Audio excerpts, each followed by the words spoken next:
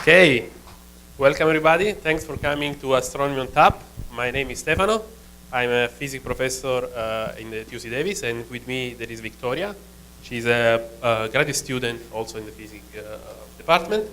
And we are going to host this event tonight. But before starting, I just want to say a couple of words about Astronomy on Tap. Astronomy on Tap is a series of small talk, public, free, on astronomy for not astronomers. So if you are an astronomer, please go out. It's not for you. No, I'm joking. Anyway, and so 1 year ago, I decided I really wanted to start Astronomy on Tap. But it's really hard to organize this kind of event. And so I basically gave up. But then 4 months ago, Victoria came and told me, Stefano, I want to start Astronomy on Tap. So I saw a young, full of energy person that was able to do, willing to do all the work for Astronomy on Tap. So this is why we are here tonight. And Victoria now will actually tell you what we are going to do tonight, what's the schedule of the night. Okay, thank you. I'm Victoria, like Stefano said. And so we have a couple of different things going on tonight. We have 2 speakers who will talk about very different things and a few different chances to win prizes. So yeah, I'm gonna go through the schedule so that we know when all that's gonna happen. First, we'll hear from Sarah Loebman, who's standing over here in the striped dress. She'll talk about moon exploration with us. And so she's a postdoc, and she's my office mate. And we want everyone to have a chance to ask her a question. And to keep that fair, what we've done is create a phone number for you guys to text instead of a hand-raising system. So if you think you're going to ask a question, you can write this phone number down. It's 740-278-6799. And if that's really hard to remember because those are random numbers, that's 740-ASTRO99. Yes, thank you. And that's also posted in different spots in the room and also right here behind the projector. Easy questions, Sarah says. So yeah, and if you forget it, you can come up and ask us. So yeah. After the Q&A session for that is over, Stefano and I will tell you about a couple of the coolest things that have happened in the last few months, astronomy related. And then we'll take a 20-minute break. Oh, I forgot to say that your incentive to ask a question is that if we choose it, I'll message you back. And you can pick up a prize at our prize table back there. So Jenna, Jesse, and looks like Ariadna, wave. Those guys are back there with the prizes, so you guys can go pick up some stickers or notepads or pens. And so during the break, we have a couple of things happening. This is your chance to walk around, get beer. We'll also have trivia happening. The trivia will be based on the news, so make sure you pay attention to what we're saying. And if you win the trivia, which is also back at the prize table, everything's at the prize table, back there with Jenna. Then you win this cool mug. So that's one thing. Another thing happening during the break is our raffle. So we aren't trying to do Astronomy on Tap for money. We're not trying to make a profit, but we do have some small costs that we need to cover. We paid for a few things. And so what we have are these rivaling raffle water jugs back there. And the options are dust or alien megastructure, which will make a lot more sense after you hear Stefano and I tell you about the news. So you get to pick your favorite, make a donation, and get a raffle ticket, and put your raffle ticket in one of the jugs. And at the end, whichever one has the most votes, we'll choose a winner from. And that winner will get a Galileoscope, which is a little telescope that you get to put together yourself. It's fun for any aged person. And it's really cool because even though it's only about that big, you can see craters and mountains on the moon, and on a really clear night, you can see Saturn's rings with it. So make sure you do that during the break. After the intermission is over, we'll hear from Jeff Silverman, who is here waving in the Supernova shirt. And he's going to tell us about supernova, dark energy, and the runaway universe. And we're going to handle questions the same way with the phone number. When the Q&A is over, Stefano and I will announce the raffle and trivia winners. Okay, so that's enough of me talking. Let's hear from Sarah. Yeah.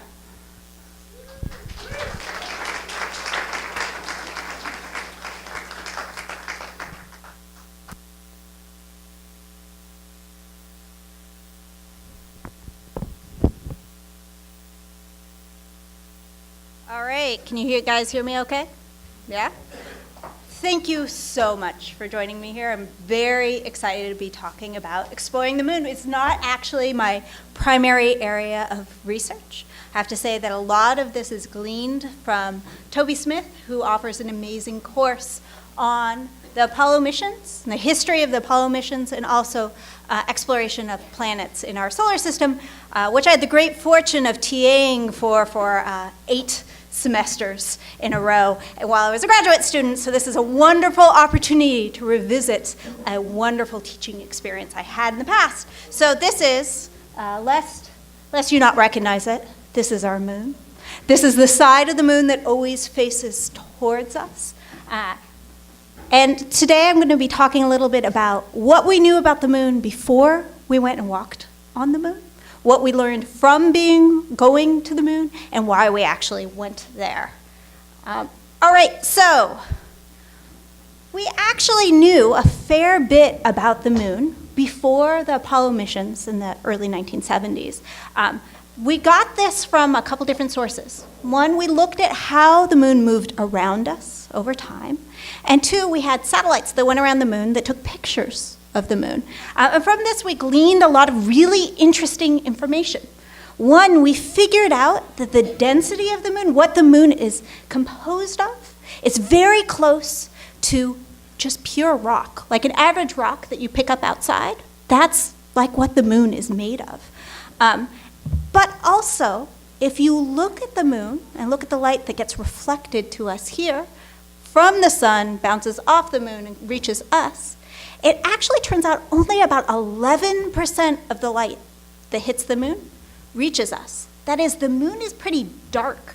It's kind of like asphalt outside, right? So as you drive down the road this summer and you see the hot surface of the road, you should think this is just like our moon. Can you imagine if instead it was like sandstone and very bright white? How instead bright the moon would appear to us on a full moon? The other couple things I wanted to point out to you guys is that the moon, we've measured its moment of inertia factor. That just means how material is distributed throughout it, and it seems to be pretty uniform throughout it. The other thing that I find incredibly remarkable, that it kind of blows my mind, is that the size of the moon is over a quarter of the size of the Earth, 27% the size of the Earth. That's how big the moon physically is. But its mass is pretty small. It's only 1% the mass of the Earth. And these things put together result in the fact that when you go and stand on the surface of the moon, as 12 astronauts have done, you find that the gravity is much, much lower. It is 1/6 what we feel here on the Earth today.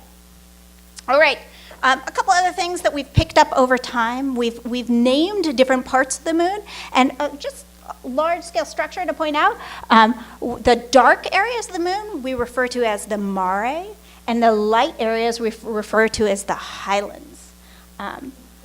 This is what the back of the moon looks like. It looks way different than the side that we see every day, right? And what's really remarkable is that there isn't much mare. It's almost all very bright white, a lighter albedo color. All right, there we go. If I zoom in on the highlands and I zoom in on the mare regions and put pictures of these two surfaces next to each other, what you see apparently I hit the wrong button. There we go. What you see on the left here is the mare surface. It's very smooth, and it doesn't have very many craters. It's dark in color, and it looks kind of like a younger surface.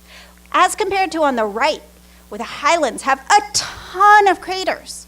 They're brighter in color, and it looks like they've just been beat up by asteroids hitting the surface over time. A long period of time of just being whacked by stuff from space. All right. So, with that in mind, this was our background understanding of what we knew about the moon before we went to the surface. So there are kind of two things I want to hit up in the kind of the remaining 12 minutes I have to speak, is why did we bother going to the moon in the first place?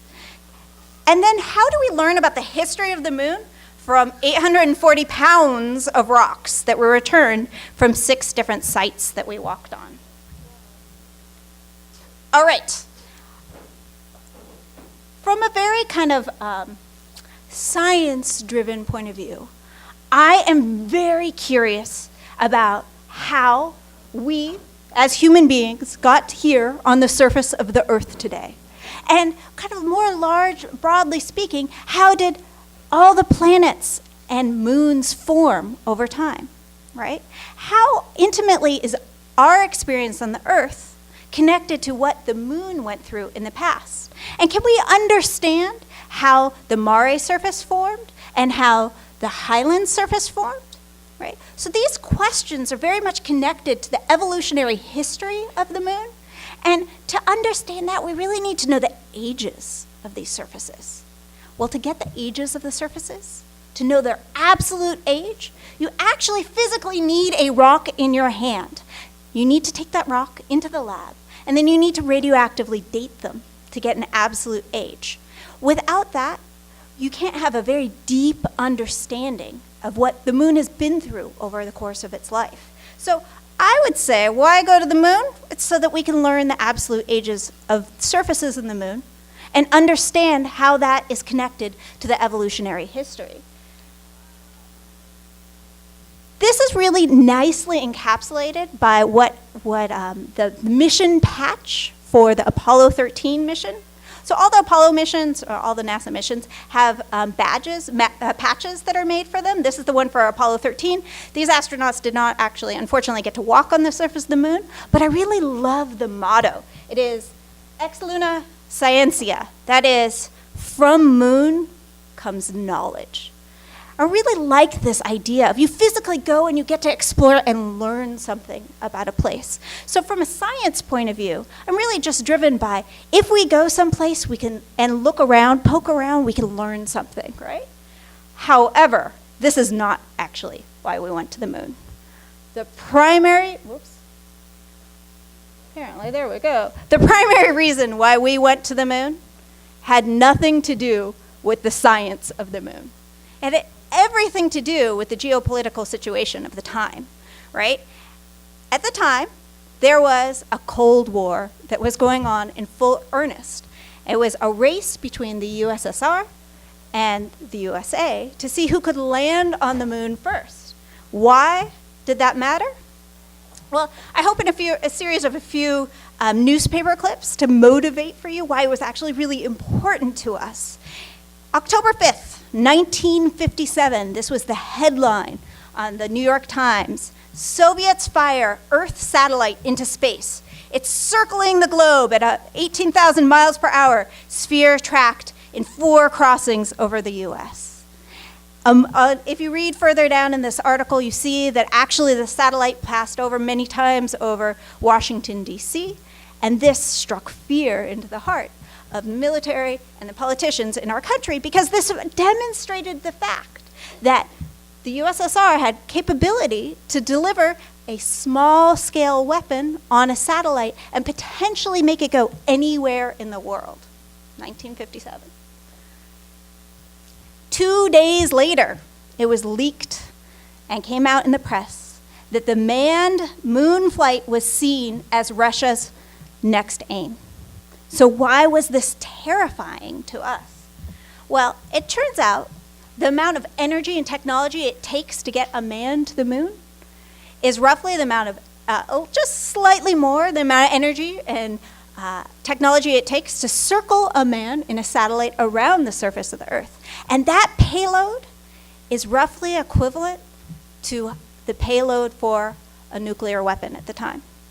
Right? So even though publicly it was sold as we need to go to the moon to send a man to the moon for our knowledge, in reality this really had to do with our ability to demonstrate that we can deliver technology that could send weapons to our enemies. All right, so 4 years later, Soviets orbit man and recover him. Space pioneers report, I feel well, sent message while circling the Earth. It only took 4 years for them to go from putting a satellite in space to having a man circle in space and then be returned safely. They got this pinpointed accuracy at this point. This man's name is Yuri Gagarin. Gagarin, I can't say it right, sorry. Gagarin, thank you, muttering to myself over and over again. He is a national hero in the former Soviet Union. His birthday is celebrated every year, is a holiday. Imagine if astronauts and, say, astrophysicists here in the US were celebrated annually, I'm just saying.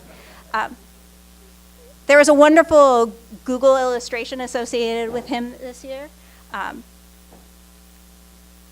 2 days after, a month after this, JFK makes a speech in which he says, "First, I believe that this nation should commit itself to achieving the goal, before this decade is out, of landing a man on the moon and returning him safely to the Earth." This is a direct call and response. We need to prove that we can get a man to the moon. We need to prove that we can deliver a nuclear weapon to the USSR if need be. And so that is the context for why so much money, roughly 4% of the annual budget, was dedicated for a very short period of time to getting to NASA and to getting men on the moon. All right, so after JFK made the speech, 8 years, 27 days later, this was the headline: "Men walk on moon. Astronaut lands on plane, collect rocks, and plant flag." I love this title because this could be true of any one of the 6 missions. That is, they go find an easy place to land, relatively speaking. They collect rocks, and then they make a strong nationalistic statement by planting the flag on the surface. 3 years, 5 months after this, 1969. This is the title on the left. Apollo 17 splashes down accurately in successful finale to the moon project. That is, it was only 3 years that we spent actually walking on the surface of the moon. We achieved the goal of proving that we could deliver a nuclear weapon, so it really wasn't worth it to keep furthering the project of walking men on the moon after that. All right, and just for context, this is the rough timeline of how long we've been able to fly. And in magenta, you can see the Apollo missions, where there's a very short period of time where we actually physically were walking on the moon. And this is almost 50 years ago at this point. We haven't been back walking on the moon since. All right. So with that in mind, you understand the context of why we went to the moon. Now, what have we learned from being on the moon? What I would like to show you now is where we've actually landed on the moon. These are the 6 sites of where people have walked on the moon. And they go in numeric order. So Apollo 11 was the first flight. Then there was Apollo 12, 14, 15, 16, and 17 afterwards. And what I want you to see is for the first 3 flights, they all landed kind of in similar sort of locations, very dark Mare surfaces. The later flights, they've landed in different regions, more probing the highland areas. Got it? All right, and what is the first thing you do if you're an astronaut? When you step out after you plant the flag and make a very nice statement, you reach down and grab a rock. You bring that rock back. This is just an arbitrary rock. It was the first one they saw right next to their exit. And when they brought it back and they age dated it, they found that this rock was 3.6 billion years old. Okay, so that is 3, 6, and 8 more zeros years old. This rock is ancient, just the first rock that they grabbed. Why am I harping on the fact that this rock is ancient? It is very hard to find a rock so old on the surface of the Earth. In fact, I've highlighted here the places that you can potentially find rocks that are 2.5 to 3 billion years old. And then there are very few spots shown in red where you can find rocks that are squeaking slightly older than 3 billion years old. And that's really pushing it. There are not many places on Earth where you can find rocks that haven't been altered for the last 3 billion years old. And yet the first rock that was grabbed on the moon was 3.6 billion years old, exceeding anything we find on the surface of the Earth. So this leads the astronauts to think we need to be very careful and think about how we need to collect rocks to find out if all the rocks we generically get are very, very old, or if we can find rocks that probe different moments in time across the history of the moon. And so this is an example here showing Jack Schmitt on the left and Gene Cernan on the right. These are both astronauts. They were training out in the desert wearing their packs. And it turns out that Jack Schmitt is a geologist. And he spent a long time training the astronauts about how to look at rocks and understand if they're important or significant enough to pick up. I'm not going to talk a tremendous amount about him henceforth, but I want to point out that of all the people that have gone to the moon, he is the only one who walked on the moon who was a scientist, right? So everyone else who went that was military, but in the very last mission, they threw him in on as a lark. He was supposed to go on a later trip, but they threw him in just as a bone to us scientists to have someone, be able to grab rocks who really knew what was up with him. All right, so here's what he taught the astronauts to hunt for. There were four types of rocks they were looking for. They were looking for impact breccia, impact melt, basalt, and a northrite. So what does this mean? The first two are rocks that form when an asteroid, meteorite, hits the surface of a world and is generated from this large impact, thus impact associated with their names. Basalt is what forms as a consequence of volcanic flow. And the last one is a very special rock, a northrite. They didn't know if they were going to find it, but they were really hoping that they would. I'll come back to it more in a second. You guys are doing great. Thank you for hanging in with me thus far. Okay, just to remind you, the first three sites, really where it was dark colored. Got it? What they found when they returned all these rocks, they found a lot of basalt and a lot of impact breccia. They found a lot of rocks that formed from smacking the surface by an asteroid or meteorite, and they also found rocks that form from volcanic flows. I want that to hang in your head for a second. The moon had volcanic flows on the surface of it, geologically active, large regions where lava flowed across the moon. Now, it turns out that the composition of that basalt is a little different than the composition of volcanic rock here on Earth. If you're in Hawaii today, Hawaii right now, where there's volcanic explosions going on, right? At this moment, if you see lava flowing towards you, you don't want to be too close, but you can also outwalk this lava. And it turns out that the viscosity of basalt here on Earth is very similar to peanut butter. Peanut butter doesn't flow very quickly, right? So you're able to outwalk that peanut butter. But the moon is very different. And it was more like pouring water on the surface. So imagine just hot flows of lava swimming across the surface. All right. First three missions, all they found. Impact breccia and basalt. Then, on the fourth mission, where they were able to walk on the moon, Apollo 15, they found what they were looking for. 15415. It doesn't look like much there, but I'm hoping to show you roughly a minute of a video of them talking about this. Okay, so give me a second to figure out how to get to it. Yeah. Wanna help me?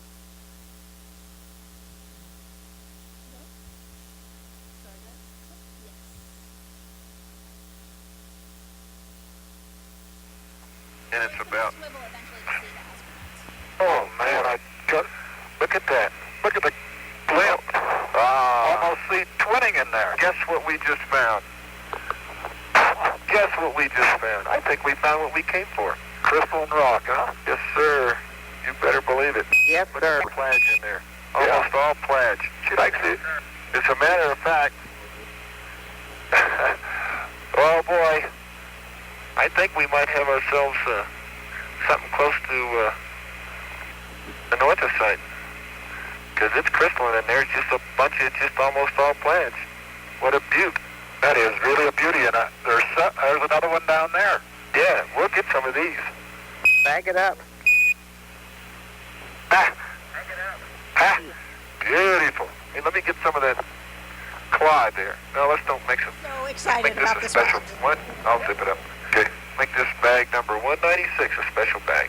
Yes, sir. Okay, we'll leave it there. They get the rock in the bag, and they bring it back to Earth. Okay. Just for reference, I have another great clip of the astronauts singing on the moon and falling on the moon and bouncing back that unfortunately I don't have time to show, but if during a break you want to see it, feel free to harass us about it. All right. Okay, so a Northrite. Why was it exciting? This is the type of rock they found. The rock they named that they brought back, they called it the Genesis rock. And it was very exciting for everyone. So why was it exciting? These rocks represent material from the original lunar crust. They measured, the ones that they found, the ages they dated were between 4.6 and 4.3 billion years old. Anyone know off the top of their head how old our solar system is? 4.65 billion years old. These rocks were very close to the very beginning of when our sun formed and when the solar system formed. And that's pretty exciting. So, before we went to the moon, what planetary scientists really wanted to know is if our theories about how planets and large moons formed was right. So part of the theory goes, you get enough material gathered together under the influence of gravity, that enough material, roughly 500 kilometers in diameter, if it's a rocky world, it will start pulling in on itself. Gravity pushes, so that the interior of the world gets crushed. That's why it becomes spherical, because it's just pushing all around. So the interior gets crushed more and more and more. At the same time, you have the decay of radioactive isotopes in the interior generating heat. So you have heat both from crushing rocks and heat generated through other processes. Hot rock and other elements mixed in that become very liquid. So theory goes, heavy stuff, heavy elements should sink in the interior and the lightest stuff should rise to the outside. This is known as differentiation, and it had been theorized for a long time, but we hadn't been able to find evidence of it ever occurring on Earth because the Earth is so geologically active, it's been completely erased. But on the moon, it was suspected, because it looked like the moon hadn't had much going on, particularly the highland surfaces, for a very long time, it was assumed that there might be a possibility of finding the lightest material that floated to the surface of the moon during differentiation and solidified. That would be a Northrite. It has a very low density. All right, so they were hoping to find a thin crust of these very light rocks, which is indeed what they found when they went to the highlands. So this is a quick census of the types of rocks they found in different locations. Apollo 11, 12, 14, almost all basalts and impact breccia. But once you get to 15, 16, and 17, look at 16. There's a huge chunk of these rocks. These rocks, they're the most exciting rocks ever when telling us about the very earliest history of the moon. So now, we're almost done. Just a couple other really cool things to point out. They gathered a lot of impact breccia, these rocks that form when you have a big asteroid smack into the surface. This is the really surprising thing. They knew there were a lot of craters on the surface of the moon, a lot of big craters on the surface of the moon. They did not know that all of the rocks that formed during these impacts would be roughly the same age. That's saying that there was a period of time when there was a ton of huge impacts that happened all at once on the surface of the moon. It's a very crazy time to be on the surface of the moon. And there's no reason to think that it would be restricted just to the moon. Perhaps everywhere in the inner solar system experienced events like this. I want that to linger in your mind for a moment. The last thing I want to point out about the rocks that they found is they diagnosed the lava flows, these smooth, dark regions where the albedo is very, very low, 7-8% reflection of light. They found that this is where the youngest rocks were. These rocks were between, 3.5, 3 billion, up to about 3.7 billion years old. So, putting it all together, this is what they figured out about the history of our moon. It went through differentiation, like hopefully all worlds in the inner part of the solar system go through. It then suffered a late heavy bombardment. It was smacked around by very large asteroids at 3.8 billion years ago. And then it went through a long period between 3.8 to 3 billion years of volcanic activity. But it slowly petered out over time. This is because volcanic activity is tied to the amount of radioactive isotopes any world has. The larger the world, the more radioactive isotopes. The moon's smaller than us. It ran out of radioactive isotopes about 3 billion years ago, and since then, it has been experiencing the big chill. So, we now know the history of the moon as gleaned from these rocks. What we've also learned from comparing what we learned from the moon to other surfaces like Mars, Mercury, understanding our surface and Venus, is that this isn't just the history of the moon, it is also the history of all the planets in the inner part of the solar system. That is, visiting the moon has taught us about the history of all the planets. The origin, differentiation, late heavy bombardment, and that all planets are going to be geologically active till some point, until they peter out into the big chill. And so I will leave it with this final image, showing you the backside of the moon and the Earth. Earth today, beautiful, rich, lots of volcanic activity feeding our atmosphere. Fast forward a few billion years, and that's what we're going to look like. We're going to look like the moon. A little bleak, and yet so much more we can learn from the moon if we go back. Hopefully we'll get a chance to soon. Thanks, guys. I just want to mention that Sarah will be around for the rest of the evening, so if you have other questions, you can also ask her directly. I'm sure she will be happy to answer. Okay, I think it's now time for Astronomy in the News. And the first news is Gaia data release. Victoria? Right, so Gaia is the first news that we're going to talk about today.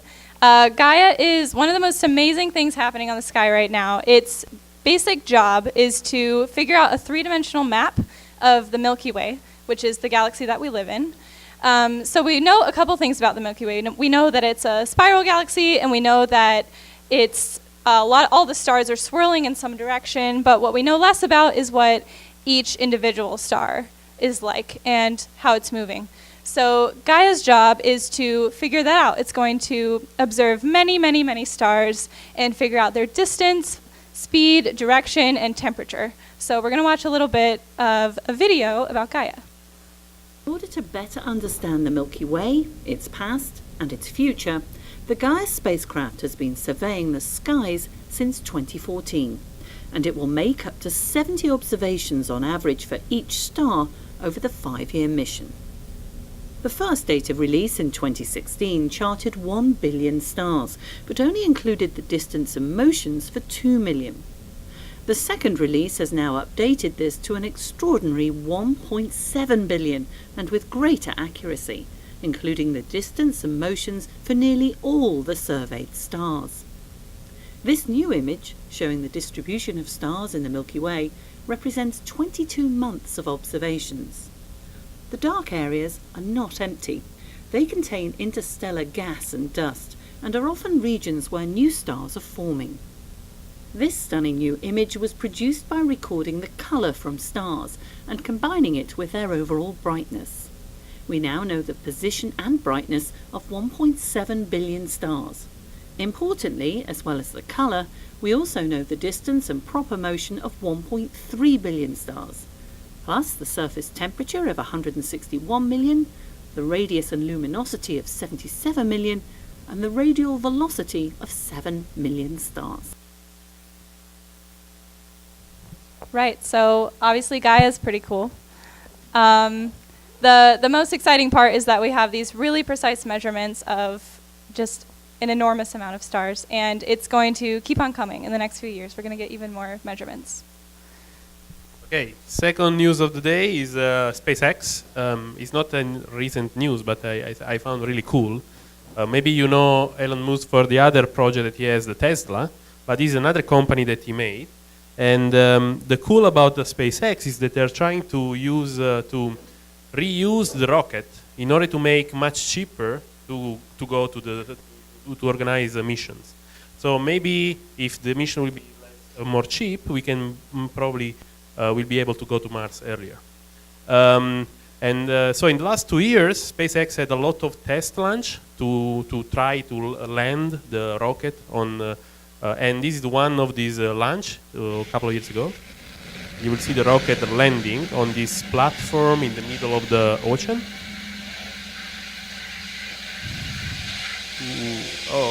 Oh my God.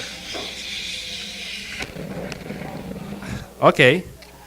This was pretty bad, was failing launch, but last winter, they did a test of the Falcon Heavy, another rocket that they are testing, and this is pretty cool. You will see in this video, in the bottom, the camera showing the rocket landing, and here on this video you will see the rocket arriving. It's pretty cool.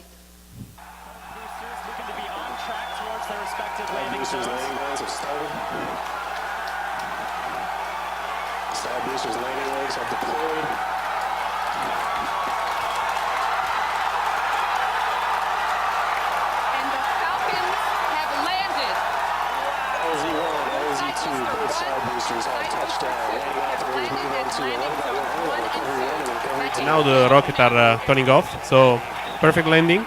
And so they want also to test some heavy material in the rocket. They want to send satellite with SpaceX, and so they need some weight to put in the rocket to test that the rocket can actually handle big weight. And so Elon Musk decided to use a Tesla instead to use just rock. So here is the Tesla in the rocket, and you can see the Tesla in space.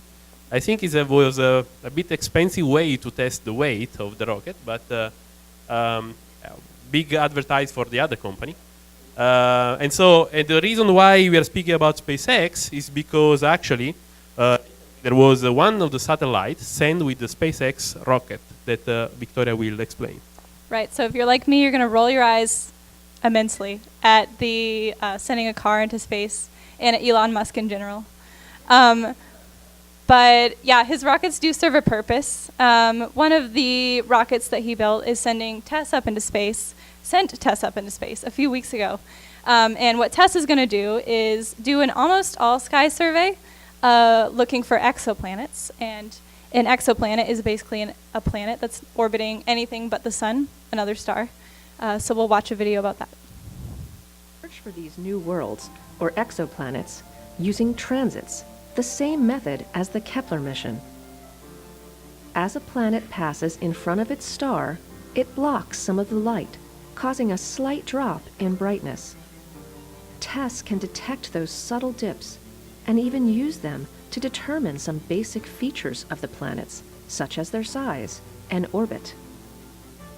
Each of TESS's cameras has a 16.8 megapixel sensor covering a 24-degree square, large enough to contain an entire constellation. TESS has 4 of these cameras arranged to view a vertical strip of the sky called an observation sector.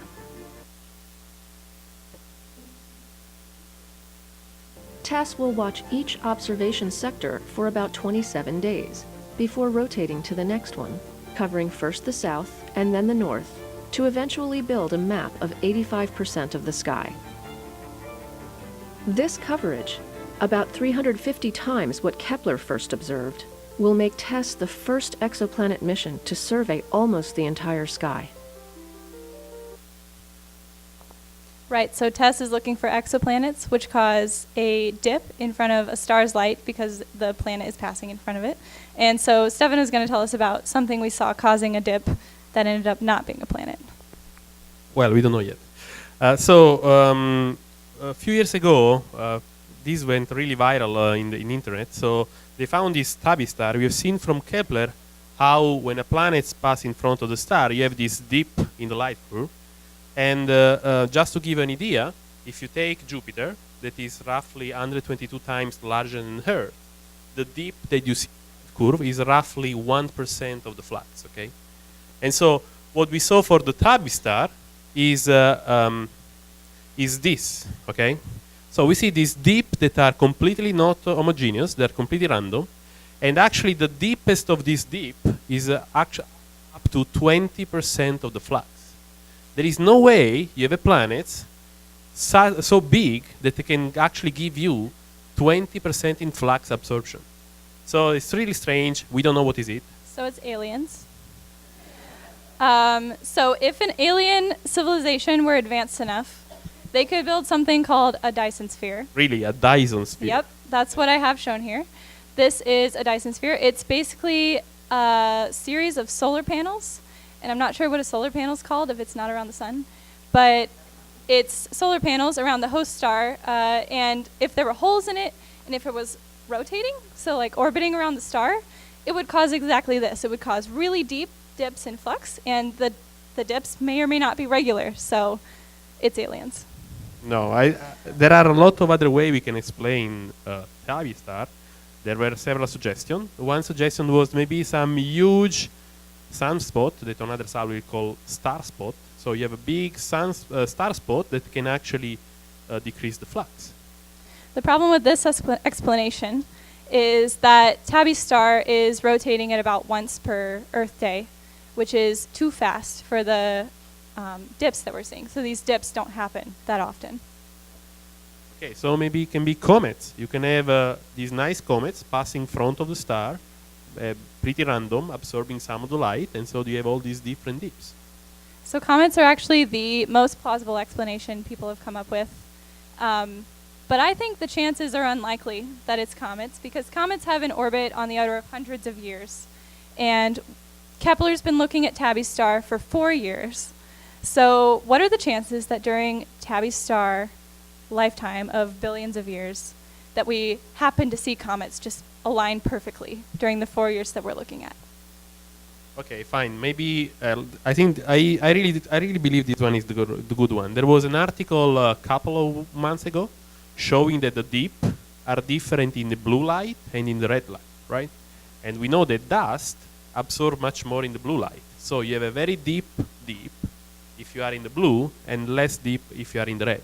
And so this can explain the different the Tabby Star, and it's difficult to explain with the aliens, right?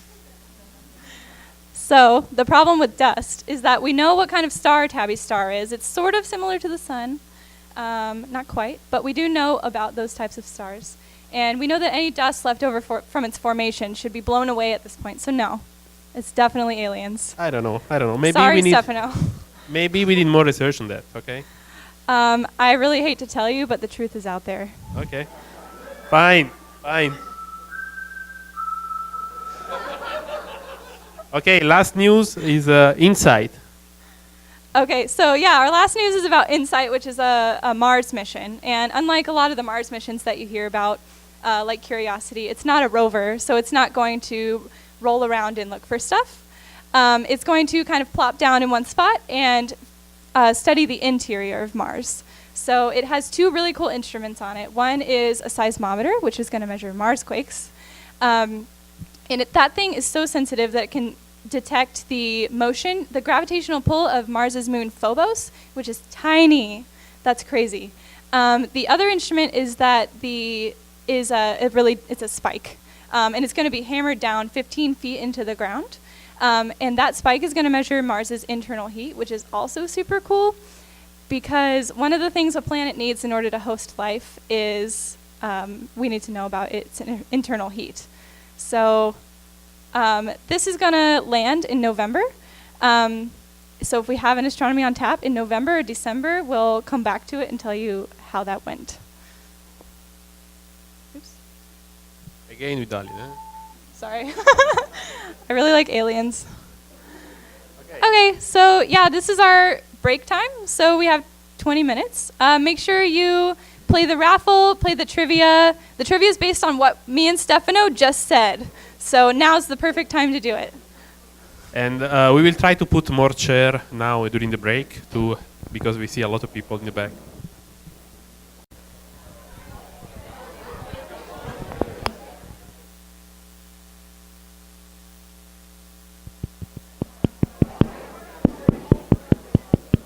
Okay. We are ready to start again.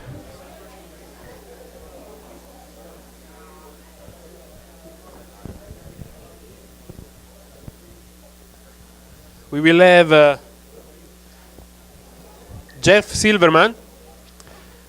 I also work in exploding stars, so I'm really close to this argument, this topic. So I'm really excited to have here Jeff speaking about exploding star, dark energy, and the runaway universe.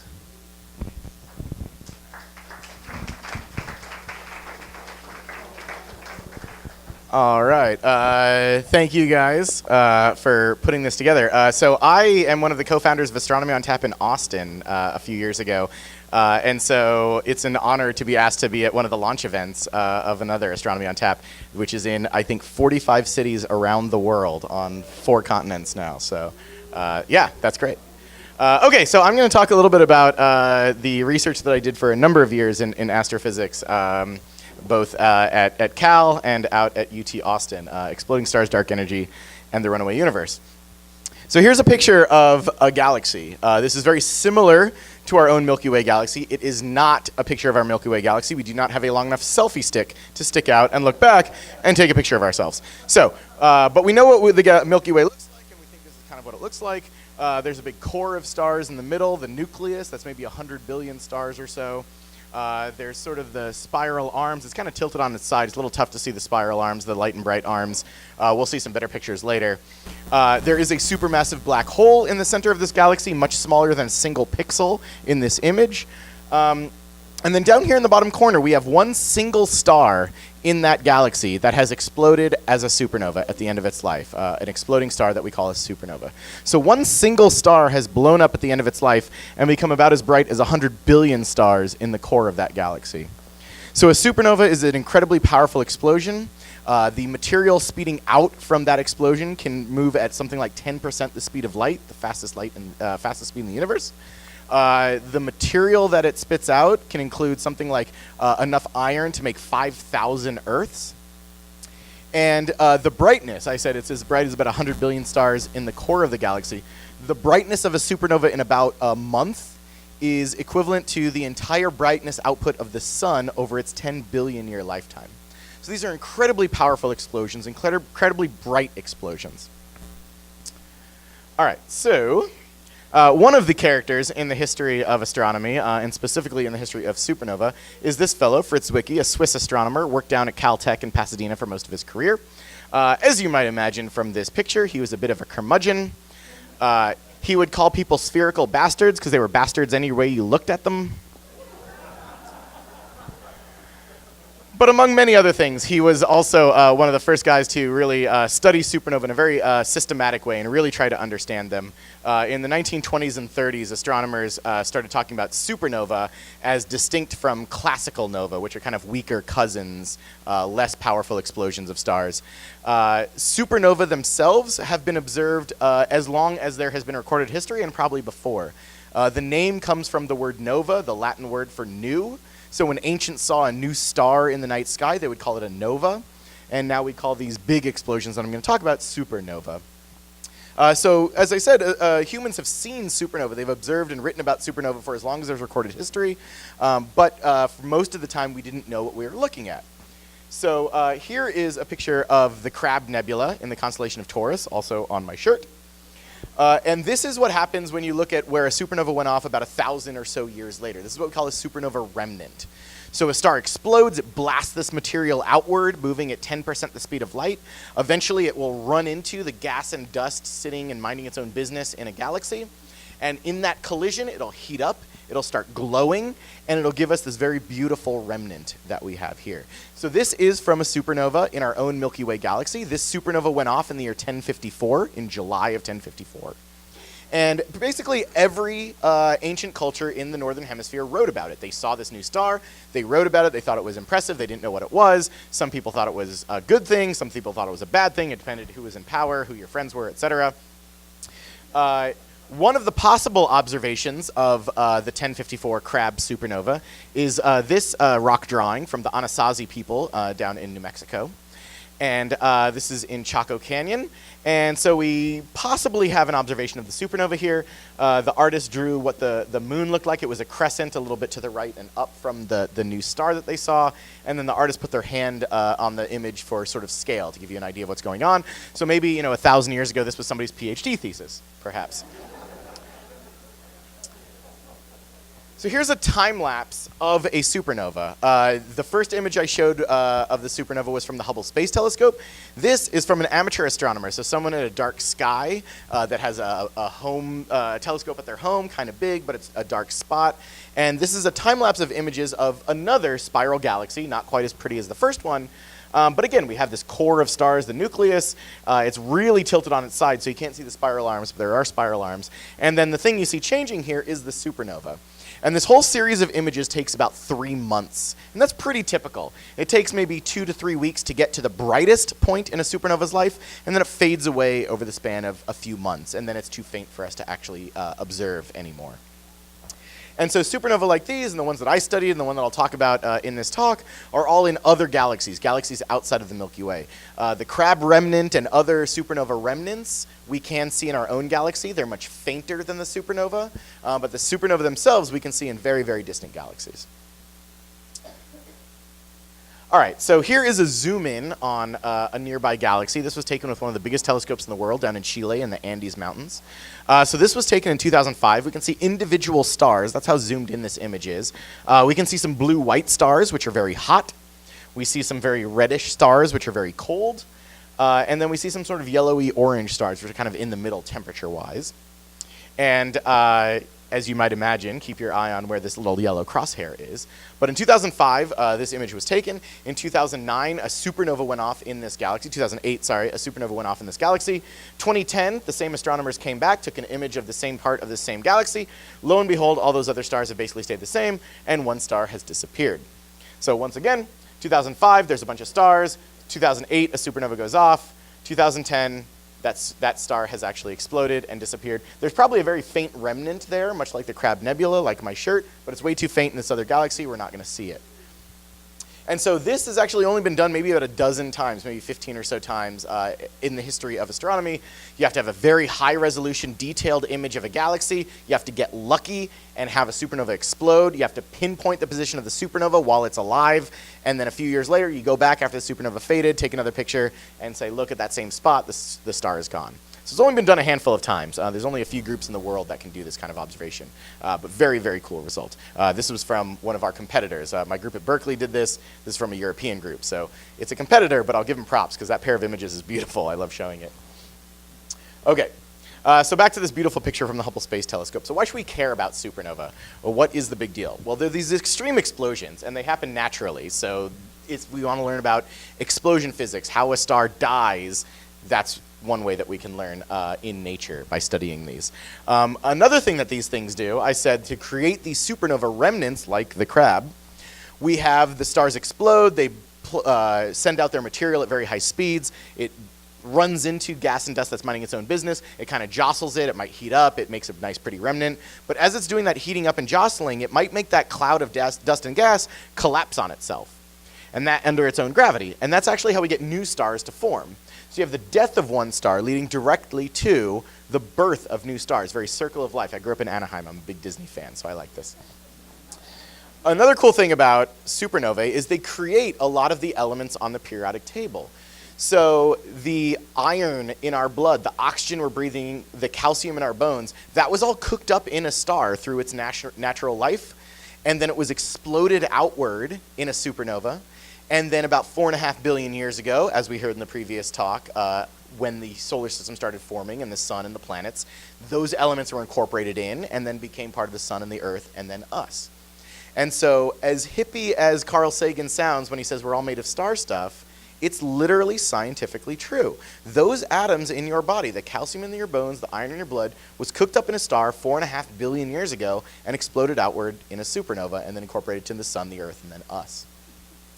And then certain kinds of supernova can actually be used to track the expansion of the universe. I'll get into that in sort of the last chunk of my talk. All right. Wrong direction. There we go. There we go. Okay, so one thing that people always ask me about is, should we be concerned, is the sun going to explode as a supernova? No. There's two ways that a star can explode as a supernova. One, it can be very massive, something like 8 or 10 times the mass of the sun. The sun is less than 8 times the mass of itself, so it's good. Okay, fine. The other way is it can have a partner star called a white dwarf, and if it becomes a white dwarf and steals material, and I can go into that in the Q&A if you want, but basically you need 2 stars and one steals material and can collapse on itself and become a supernova. The sun is a single star. That's its life choice. We support that, and that's beautiful. And so the sun will not become a supernova ever. We have plenty of other things to worry about. Don't worry about supernova. Some nearby stars that will go supernova, however, include Betelgeuse in the constellation of Orion. Even from where I live in downtown San Francisco, I can see Betelgeuse during the winter. You can find the belt of Orion and this big orangey star in the shoulder of Orion. Betelgeuse is actually Arabic for armpit of the giant, so that's where the name comes from. Also, of course, one of my favorite movies, beside the point. Betelgeuse is about 10 or 20 times the mass of the sun, so it's one of these very massive stars. It will collapse on itself and explode as a supernova. It's also very big. It's puffed up. It's what we call a red supergiant towards the end of its life. And so if you take the star, this is an actual image of Betelgeuse, one of the few stars we can actually image the surface of that's not the sun. It's so puffed up that if you drop it into the solar system, it immediately swallows the first few planets. It's bigger than Jupiter's orbit is the radius of this star. So this is a huge puffed up star. It's at the end of its life. It's ready to go supernova any day now. This thing will explode as a supernova any time between tomorrow and 10,000 years from now. That's as accurate as I can be. So keep an eye out, and if you see it explode and get very bright, give me a call, tweet, email. Good. People will study it for quite a while. Will this pose a problem? Should we be concerned? No. It will be visible during the day. It will cast shadows at night. You'll be able to read a book by its light at night, but it will not burn off the atmosphere, boil the oceans, melt your face, Raiders of the Lost Ark style. We're fine. Okay. Another very massive star in our neighborhood, a little bit further away than Betelgeuse, but even bigger than Betelgeuse, is something called Eta Carinae. So Eta is the Greek letter, Carinae meaning it's in the southern constellation of Carina, the keel, so we can't see it from California. But this is a very big star. It's about 200 or so maybe times the mass of the sun. And this was known to the ancients. It's visible. And then in about 1843, it got very bright for almost a decade, and then kind of faded away. And people really didn't know what happened or what was going on, but they noticed it in the 1840s and 50s. So this is a series of images from the Hubble Space Telescope over the last decade or so. And the star itself is actually buried way down in the center here, smaller than a single pixel. My laser pointer dot, if you kind of put that in the middle, that laser pointer dot is equivalent to about the Neptune, the orbit of Neptune, for scale. So these are huge lobes, this peanut hourglass thing coming off of the star are these huge lobes of material, bigger than our solar system. And this is what happened in 1843. This star, this very, very massive star, is undergoing death gurgles for the past 150 years. And in fact, we think this lighter orangey stuff on the outskirts was maybe one of these death gurgle kind of burps, maybe 20,000 years ago. So this thing has been going through death gurgles for 20,000 some odd years. It's going to explode as a supernova at some point in the next 0 to 10,000 years from now. So again, if you're in the southern hemisphere, keep an eye out for it. If it gets very bright, give me a phone call. We'll work on it. But we think in the 1843, when it got very bright for about a decade, it actually ejected these big lobes of material. And in fact, if you add up all the material in those sort of two spheres that kind of got burped off, that's more than 10 times the mass of the sun. So this thing is at least 100, maybe 200 times the mass of the sun. It burped off 10 suns worth of material in 1843. So this thing is going through some serious end-of-life issues before it explodes. All right. So how do we find supernova? So I've talked about some of the nearby ones. How do we find these? Well, first of all, a supernova goes off, or 10 supernovae go off every second in the universe. Okay, so I paused. That's like the longest I can pause. 1 second. In that 1 second, 10 stars exploded somewhere in the universe. Now, most of them are way too far away. They're way too faint. We're never going to find them. But We have robotic telescopes. We have very big digital cameras. We have ongoing surveys that are looking at large parts of the sky, things that myself has worked on, people at UC Davis, including Stefano, has worked on, looking for new supernovae. And so nowadays, we're getting to the point where we can find maybe 10, 20, 30 new exploding stars every single night. And we do it through mostly these robotic telescopes. These are automated, robotic. Nobody goes up to them. Nobody puts their eye up to them.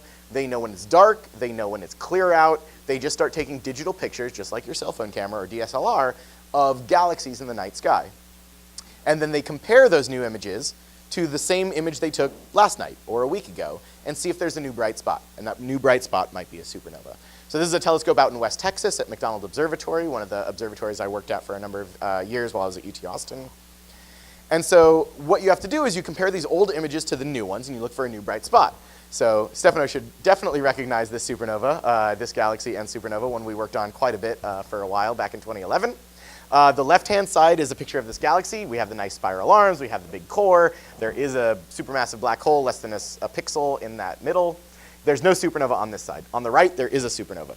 Now, the supernova is pretty bright, so hopefully some people will at least find it. But there's a lot of dots to compare. If I had to compare every single dot every single night of thousands of these that these robotic telescopes are taking images of, that would be awful. I don't have enough undergrads at Davis or at Berkeley to throw at this problem. Luckily, we have smart computer algorithms that can do this very accurately and quickly and then alert us, either send a tweet or post to a website or email, say, hey, look, there's a new bright spot. Maybe it's a new supernova. Let's go investigate. And so I see a few people pointing. There's our supernova. There we go. All right, you're all supernova hunters. Congratulations.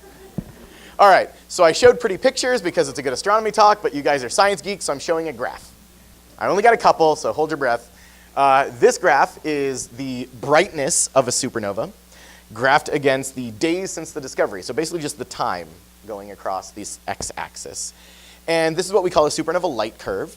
And this basically is just a graphical way to show what we saw in that time lapse of images towards the beginning of the talk. It takes a couple weeks to get to its maximum brightness and then fades away over the span of a few months. The different colors are different filters that we can put in the telescope. And this is actual data from one of my collaborators at Berkeley, his thesis. And so what we can tell from these kinds of observations is a little bit about the distance of the supernova, the temperature of the supernova, and a handful of other things. This was not my specialty. I worked with people who worked on this, but my specialty was listening to classic rock, as well as passing supernova light through a prism and breaking into its component colors, also known as taking a spectrum. Who here has seen a rainbow? Congratulations, you're all spectroscopists. Rainbows are when sunlight passes through water that acts like a prism and you see the rainbow of colors. Well, you can do this with supernova light. You can do this with any astronomical observation. And then you can make a graph of it, and the graph is wavelength, which is the fancy physicsy word for color, versus brightness. So I've got the rainbow that we see with our eyes. These graphs of brightness versus wavelength, also known as a spectrum. These go a little bit bluer than bluer, or really more violet than violet, also known as ultraviolet. They also go a little bit redder than redder, also known as infrared. That's right. So we have ultraviolet through the visible light we see with our eyes, through infrared. So these are two different spectra of supernova. And these are real. These both appeared in my thesis. I'm supposed to talk to one of the Davis grad students about the paper that these appear in. There you go with the blinking star earrings. So we will talk about these later. This is real data. And so what scientists have realized for the past about 150 years is that every element on the periodic table has a very specific spectrum. It has a very specific set of these bumps and wiggles. And yes, that's a technical term. So we have all these bumps and wiggles, and I can associate those with elements. So if I send the supernova light through a prism, I take an observation, I make a spectrum, boom. I have hydrogen, iron, oxygen, and calcium in that supernova. In that supernova, I have calcium, magnesium, iron, sulfur, silicon, and more oxygen and calcium. And so this is what I specialized in, taking thousands and thousands of these kinds of observations, figuring out how much of each element, which element is there, how much of each element is there, how fast is each element expanding in the explosion. Some are moving at different speeds, and I can tell that from these observations. Okay, so enough of graphs, back to vacation photos. How about that? All right, so one of the places that I got a lot of my supernova data from was these two twin telescopes, the Keck telescopes, the Keck Observatory, very famous on the big island of Hawaii, on the dormant volcano Mauna Kea, not too far from where the current eruption is, but this is way up high and stable and safe, so we're good. These are some of the biggest optical telescopes in the world. They are 33 feet telescopes. When astronomers talk about a telescope, they care about one number and one number only, and that is the diameter of the biggest mirror or lens. So the biggest mirror on this telescope is down here. It's inside the dome. You can't really see it. It's about the same size as the sort of top part here. That's about 33 feet across. For scale, that's a full-size SUV. These are huge telescopes. So this does tons of amazing astronomy, supernova being among them. I have been up there. I've used it a lot. I will point out that this was taken in August in Hawaii. That morning, I was on the beach in Kona in flip-flops and board shorts. You go up 14,000 feet above sea level, it gets cold even in Hawaii in August. So I have my official Keck Observatory ski jacket and jeans and hiking boots. We can also use this telescope, another very famous one, to observe supernova, as well as many other things in astronomy. Of course, the famous Hubble Space Telescope. There's no SUV or me in front of it for scale, but I do like to remind people that this is the size of a school bus, 8-foot or so diameter mirror back here. And so we can use these biggest telescopes on Earth and in space to also look for supernovae. And when you're using bigger telescopes to look for supernovae, you're going to find fainter supernovae, which are usually further away supernovae. And so this was the idea in the late 90s, that astronomers were looking for the furthest away supernovae that they could find. So this is using some of the biggest telescopes on Earth, plus the Hubble Space Telescope. But the same idea, you take a picture of a galaxy that's very far away, you come back a few weeks later, you take a picture of the same galaxy that's very far away, and you look for a new bright spot. Or you can subtract pixel by pixel and you get a leftover bright spot. So this, at the time, was the furthest away supernova at about 5 billion light years away. The current record holder is something around 10 or 11 billion light years away, so a good chunk of the way to the beginning of the universe. In the near future, we're going to get to the very first stars, and the very first stars that exploded as supernova. So keep an eye out for that. Okay, so why were astronomers in the late 90s looking at these very far away supernovae? This gets back to the thing I sort of mentioned tangentially earlier. You can use certain kinds of supernovae to measure the expansion of the universe.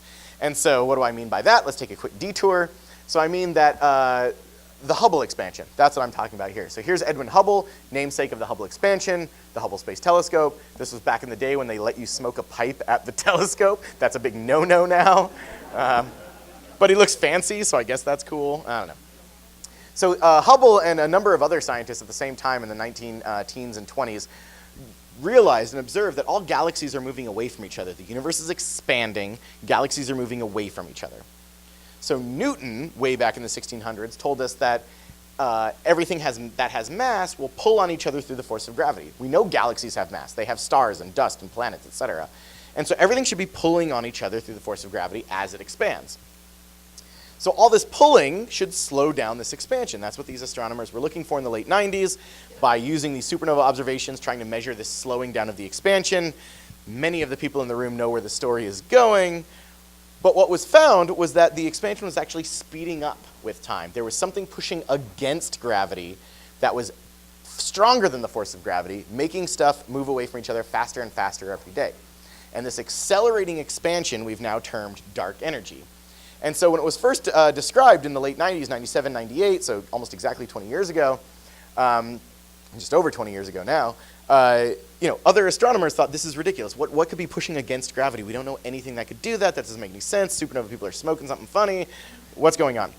Well, in the intervening, sort of in the 12-ish years after that, or 13 years after that, other astronomers found other lines of evidence, completely different from exploding stars, that said, oh yeah, the universe's expansion is getting faster and faster. There is something out there pushing against gravity. There is something making this expansion accelerate faster and faster every day. And so that has been termed dark energy. And so by 2011, the Nobel Prize in Physics was awarded to these three fellows for the discovery of the accelerating expansion of the universe through observations of distant supernovae. Saul is at Lawrence Berkeley Lab. Adam Rees was a postdoc at UC Berkeley, so definitely a solid Bay Area connection. Anybody who works in supernova type stuff in the last 20 years has worked with either all three or at least probably two of them. I like to point out Brian, he's now a professor down in Australia. He has a winery and a vineyard, and he makes his grad students pick grapes. I'm not a huge wine snob, but some vintages are better than others. Even I know that much. So yeah, very interesting characters. They win the Nobel Prize. Okay, so what have we learned? So this was awarded in 2011. It was first discovered in 97, 98. What have we learned in 20 years of dark energy? Not a ton, but we're still working on it. Pro tip, though, if an astronomer uses the term dark anything, it means we don't know what the hell we're talking about. So dark energy, we don't know a lot about. One thing we do know is it makes up a hell of a lot of the universe. Something like 68%, maybe all the way up to 75%, depending on who you talk to and what data you believe currently, is dark energy. Most of the rest is dark matter. Remember what I said about the word dark. Different than dark energy, does not make the expansion of the universe accelerate, does not push against gravity. Very, very different. That's a whole other Astronomy on Tap Davis talk in the future. Somebody will talk about it. But it does have that word dark, which means we kind of don't know what the hell it is. 4% of the stuff in the universe is intergalactic gas. This is hot hydrogen basically floating between galaxies. And then we've got about 1% is everything you've ever seen through a telescope or in the night sky or on Earth. Stars, planets, and other stuff. Obviously, most of that is in stars and dust. A tiny fraction is in planets, an even smaller fraction is in us and the dogs I saw outside and beer, etc. So now, if you're feeling very depressed and small and sad, the one thing I will point out that my advisor over at Berkeley, Professor Filipenko, would always say is, you know, of this pie chart, as far as we know, we as humanity are the only ones of this entire pie chart that can sit here and stand here and think about this and describe it and learn about it. So maybe that makes you feel a little special. And with that, I'll end and take questions. Thank you.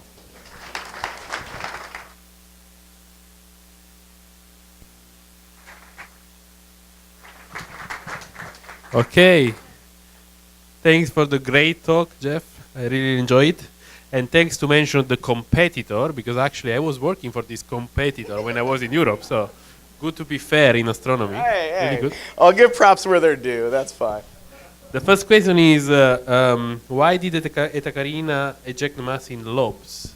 Oh, yeah, that's a great question. Why did Eta Carina have those sort of peanut or hourglass-shaped lobes? We actually think that it's two stars. About half of all stars are in binary systems. There's two stars orbiting around each other. We think Eta Carina is probably two stars. And so you have the two stars. One's the very, very massive one that we mostly call Eta Carina, and there's kind of a less massive partner. And they're going around each other. And the bigger star, the really massive one that's like 200 times the mass of the sun, it burps off material. And if you have stars going around each other and something burps off material, it kind of gets squeezed above and below where those stars are going around each other. So that's kind of why we think that shape came out.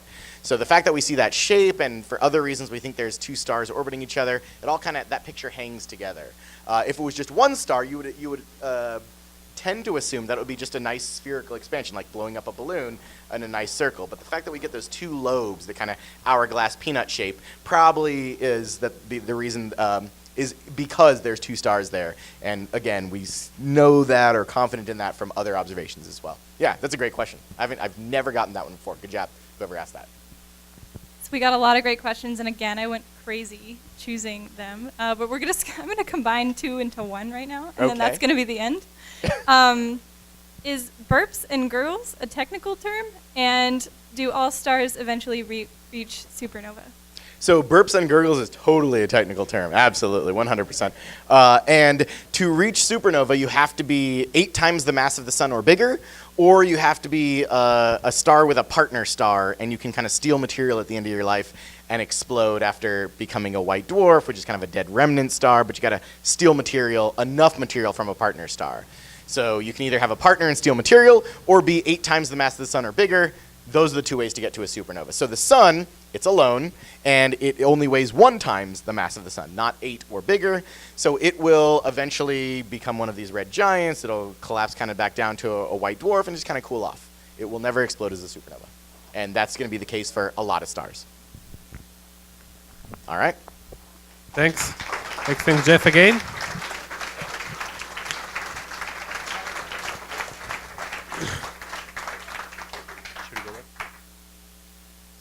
Okay, we are really close to the end, and we have, I think, 10 minutes before the place closes. So we need to actually go and do the raffle. And and give the Okay, prize. so first, a lot of you guys got the trivia right, so we had to make that sort of into its own raffle. So the two winners out of the 7 people that got all the answers right are Larry Gilbert and Caitlin Everhart. So yay, Larry and Caitlin. You guys win a 30-meter telescope mug, and make sure you ask Jenna and Jesse lots of questions about what that is. And yeah, so for the raffle, aliens won, my people. So is there a small kid that want to take the raffle out from this jar? Is there anyone that want to help selecting the winner?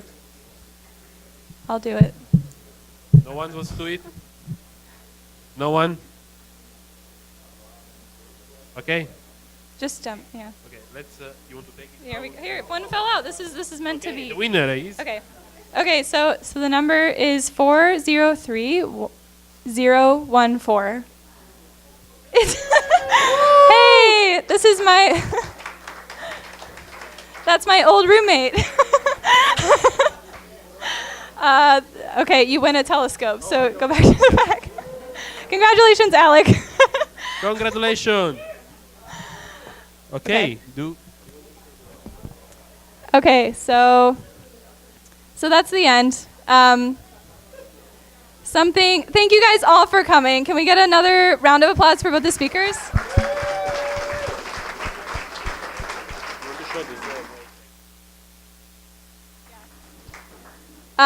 So I want to say before you leave, please follow us on all of the social media. I'm learning how to social media currently because of this, so it would be helpful. I think this is the best way to spread the word about these types of things. So we have a Twitter, an Instagram, and a Facebook. So if you follow us, that'd be super helpful. Tell all your friends.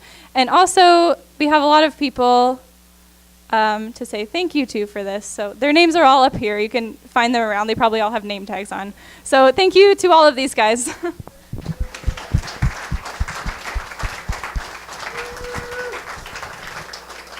So remember, Astronomy on Tap will be here every 3rd Thursday of the month. 3rd Thursday. So today is not a 3rd Thursday. Today is a 5th Thursday, which is rare. Doesn't usually happen. But from now on, it's going to be the 3rd Thursday. Thank you. Thank you.